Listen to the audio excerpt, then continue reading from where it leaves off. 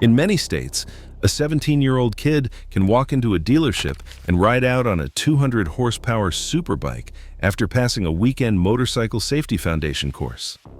That same kid cannot rent a car, cannot buy a beer, but he can legally strap himself to a machine that hits 60 miles per hour in under 3 seconds. The U.S. motorcycle licensing system is not just broken, it is a joke. And riders are paying for that joke with their lives. This is not about calling riders stupid. It is about calling out a system that puts untrained people in dangerous situations and then pretends it is freedom. Here is what I am breaking down today. Why the American approach to motorcycle licensing creates temporary riders instead of skilled motorcyclists. How our system compares to the tiered programs in Europe and Japan. And why the freedom we are so proud of is really just freedom to kill ourselves. Let's start with the math. 0 to donor bucket in 2.9 seconds on a leader bike. That is what you are legally allowed to buy after your motorcycle safety foundation course. You spent 2 days in a parking lot doing figure eights at 15 miles per hour. Now, you can own a machine that produces more power than most sports cars. Most motorcycle safety foundation courses never exceed about 20 miles per hour. And even when speeds are slightly higher, the environment still is not real traffic. You practice low-speed turns. You do some emergency stops on flat pavement with zero traffic. Then they hand you a card that says you are qualified to ride anything with 2 wheels. Compare that to Europe. In Germany, the UK, and most of the EU, you earn your way up to power over years. You start on a 125 cubic centimeter bike. You prove you did not die. Then maybe, after 2 years of real-world experience, you get to move up to something with actual power. They make you demonstrate that you can handle a small bike in traffic, in weather, in real conditions before they let you graduate. But here's where it gets stupid. The bike you can legally buy in the US will outrun your skill level in under 3 seconds. You twist that throttle, your brain cannot process what is happening fast enough to save you. The machine responds faster than your nervous system. That is not freedom. That is a financial ambush wrapped in chrome and ego. The American riding culture calls this freedom. Freedom to buy whatever you want. Freedom to ride however you want. What it actually means is freedom to kill yourself before you figure out what you're doing wrong. I have watched this happen. A guy buys his first bike. It is a GSX R1000 because it looks cool. He has got maybe 15 hours of parking lot experience. First time he merges onto the highway, he panics, he whiskey throttles it, and now he is doing 120 before he figures out where the brake is. If he is lucky, he just crashes. If he is not, he takes out a minivan full of kids. The analogy I use is this. You are strapping a kindergartner to your gas tank. That is the level of control most new riders have over a leader bike. The bike weighs 400 pounds. It makes 200 horsepower. And you have the reaction time and decision-making ability of someone who just learned to ride a bicycle last weekend. The worst part is the ego. Most riders convince themselves they are different, that they have got natural talent, that YouTube videos will cover the gaps. They will be fine. Then they find out that natural talent does not mean anything when physics takes over. The bike does not care about your confidence. It cares about your inputs. And if your inputs are garbage because you never learned proper technique, you are going down. European riders look at our system like we are insane. Because we are. They build riders over years. We throw people onto superbikes and hope they survive long enough to figure it out. Most do not. Let us talk about what the Motorcycle Safety Foundation course actually teaches. Low-speed maneuvers. That is it. You learn to do a U-turn in a box. You practice stopping from 20 miles per hour on dry pavement. You weave through some cones. Then, you are done. Congratulations, you're a licensed motorcyclist. Now let's talk about what real-world riding actually requires. Highway merges at 70 miles per hour with traffic closing in from 3 directions. Emergency braking from speed when the car in front of you locks up. Scanning traffic patterns to predict which driver is about to change lanes without looking. None of that gets taught in the Motorcycle Safety Foundation course. None of it. Here's the analogy that makes this clear. Imagine getting your pilot's license because you successfully taxied a plane to the hangar. You never took off, you never navigated, you never dealt with weather or other aircraft. But here is your license. Go fly a 747. That is what we are doing with motorcycle licensing. The MSF course teaches you to operate the controls: clutch, throttle, brakes. And to be clear, the MSF was never meant to be the finish line. Operating controls and riding a motorcycle are completely different skills. Operating controls is mechanical. Riding is dynamic. It requires threat assessment, spatial awareness, predictive scanning, and the ability to execute emergency maneuvers at speed without thinking about them. You know what's missing from the MSF curriculum? High-speed emergency response, traffic interaction, real consequence. You drop the bike in the MSF course, you pick it up and try again. You drop the bike at 60 miles per hour on the interstate, you are looking at road rash, broken bones, or worse. The training environment has zero resemblance to the riding environment. Then, there is the insurance industry's role in this mess. They know the statistics. They know most crashes happen in the first 6 months of riding. They know the MSF course does not prepare riders for real-world conditions. But instead of demanding better training standards, they just keep premiums high and collect the money. It is more profitable to insure underqualified riders at inflated rates than to fix the system. The real kicker is this. The MSF course was designed as a starting point. It was never meant to be the only training a rider gets. But that is exactly how it is used.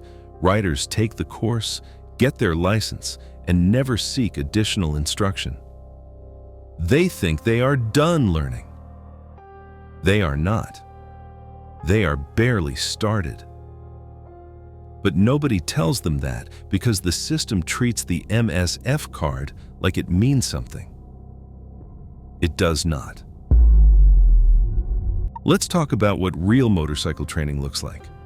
Motor officers, the cops you see riding those big touring bikes through traffic every day.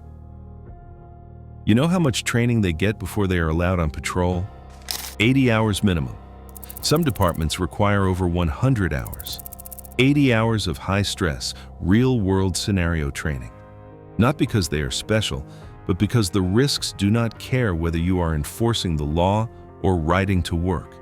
They practice emergency maneuvers daily. Slow speed control through obstacle courses that would make most civilian riders fall over. Eye lead techniques that let them navigate tight spaces at speed. Threat scanning protocols that keep them alive in pursuit situations. Emergency braking from highway speeds until it becomes muscle memory. Compare that to the average American rider. 15 hours in a parking lot. Then they are done. They have their license. They are legal. The skill gap is massive. Motor officers can execute a full stop. U-turn on a 900-pound bike in the width of a 2-lane road.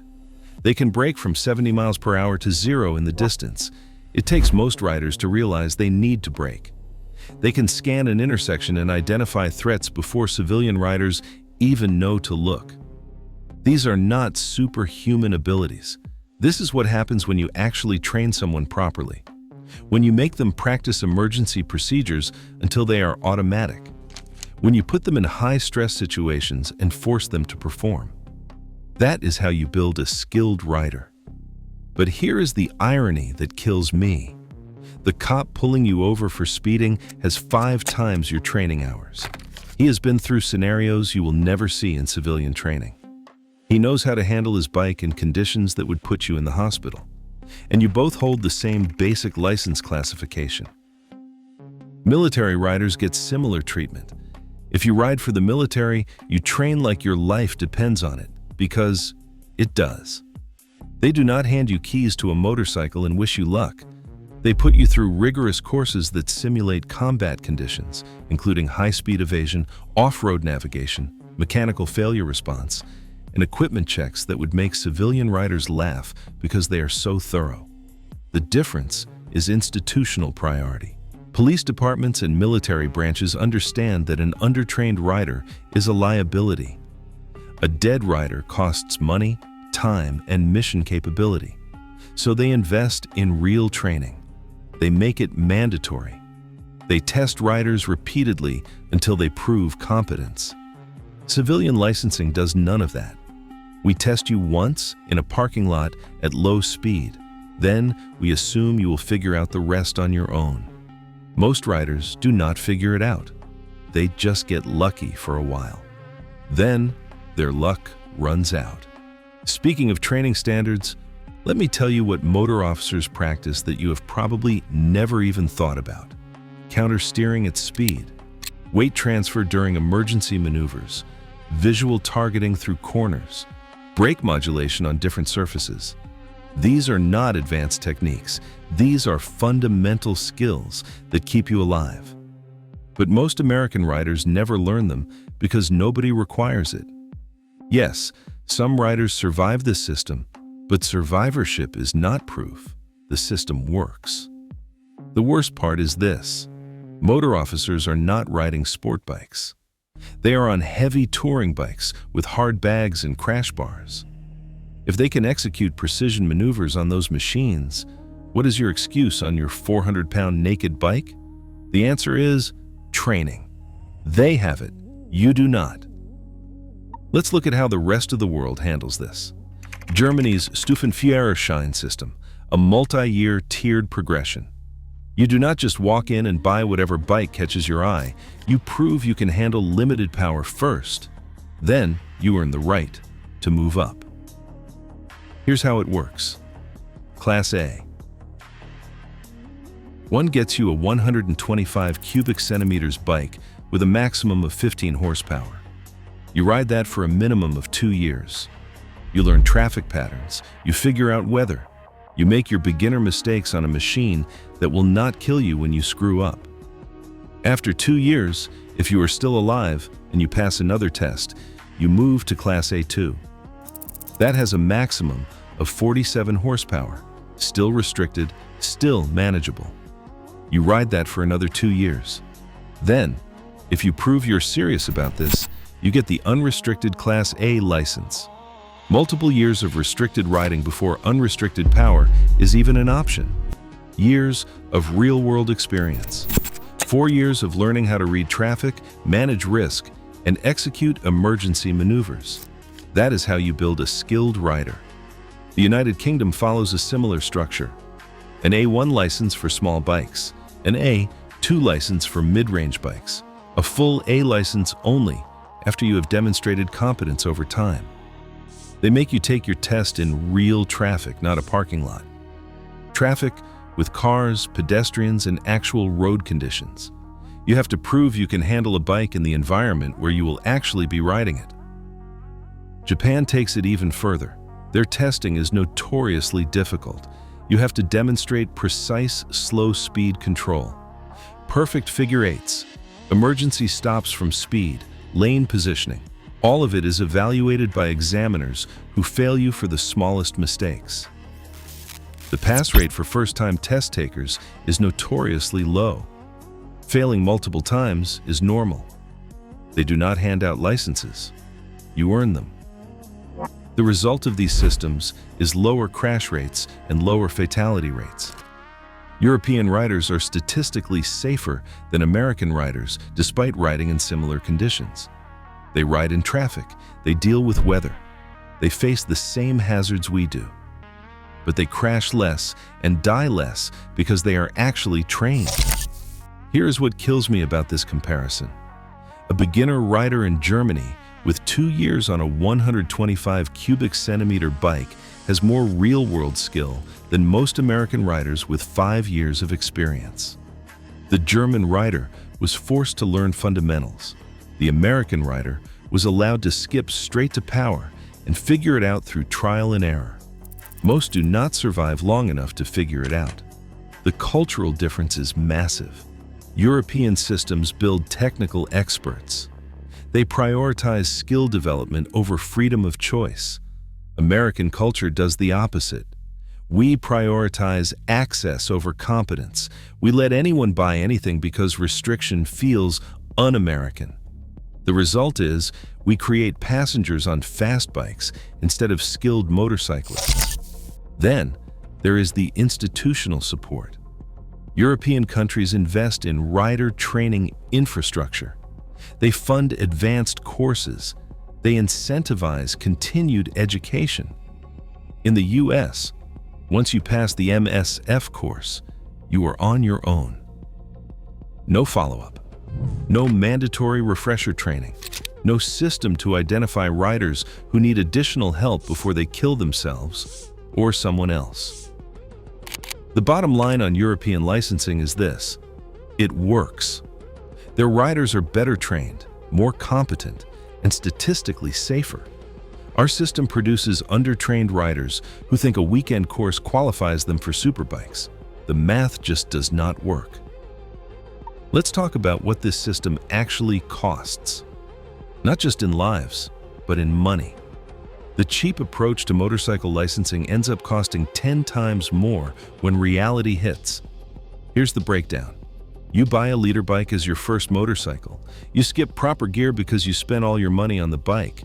You crash within 6 months because you never learned emergency braking at speed. Now you're looking at hospital bills. This is not about shaming anyone.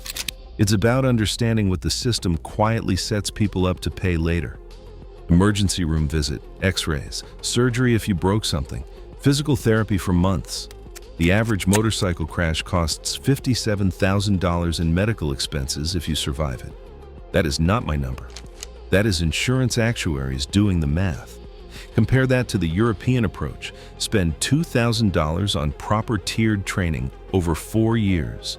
Invest another $1,500 in quality gear that actually protects you. Start on a small bike that costs $3,000 instead of a $15,000 superbike you cannot handle. Total investment. Maybe $7,000 to become a competent rider who does not end up in the hospital. The math just does not work on the American approach. We spend $30,000 on chrome-heavy bikes, $0 on advanced rider training. Then, we act surprised when the hospital bill bankrupts us. Here's the insurance trap. US premiums are insane compared to Europe. Why? Because insurance companies know our training system is garbage. They know most riders are underqualified. They know the crash rates, so they price policies accordingly. You are paying for everyone else's stupidity every month and your own if you skipped real training. European riders spend less on insurance because their risk profile is lower. Better training equals fewer crashes equals lower premiums. It is not complicated, but American riders keep paying inflated rates because we refuse to fix the licensing system that creates the problem. Then, there is the total cost of ownership comparison. European riders invest in training.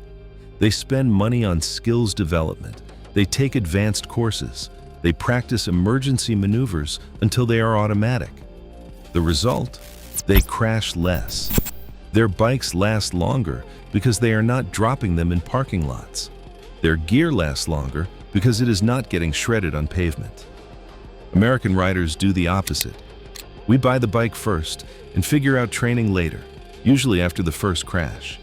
By then, we have already paid the stupid tax, hospital bills, bike repairs, replacement gear, insurance premium increases, all because we thought we could skip the fundamentals.